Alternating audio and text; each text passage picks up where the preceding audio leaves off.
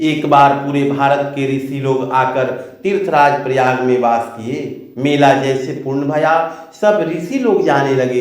तब भरद्वाज जी एक ऋषि का पैर पकड़कर कहने लगे, ऋषिवर आप मत जाइए प्रभु, सब लोग जा रहे हैं, कोई बात नहीं, आप मत जाइए। जाग बलिक मुनि परम विवेकी, भरद्वाज राखे पद टेके।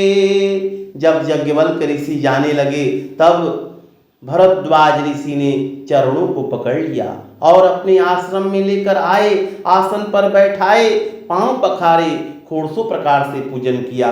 याज्ञवल्क्य जी ने भरद्वाज जी से पूछा, ऋषिवर आपने मुझे क्यों रोका? बड़े बड़े इतने ऋषि आए, किसी को आपने नहीं रोका और मुझे क्यों रोका? भरद्वाज जी बोले, नाथ एक संशय बड़ मोरे। प्रभु मेरे मन में एक संशय है। क्या? मेरा प्रश्न है, राम कवन प्रभु पूछें तो है। मेरा प्रश्न है, राम जी कौन है?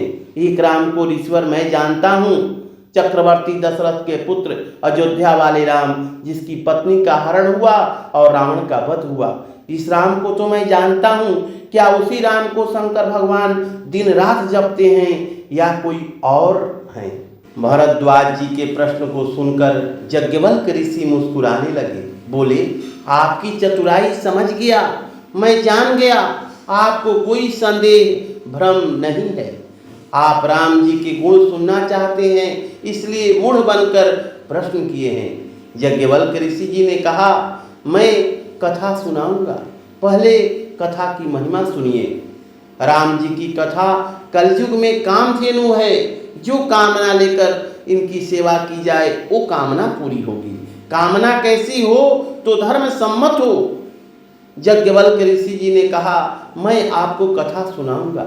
जिस प्रकार आपने प्रश्न किया, ठीक उसी प्रकार माता पार्वती जी ने शिव जी से प्रश्न किया। इस प्रसंग को मैं बाद में सुनाऊंगा, बीच की कथा सुनिए। कथा किसको सुनानी चाहिए?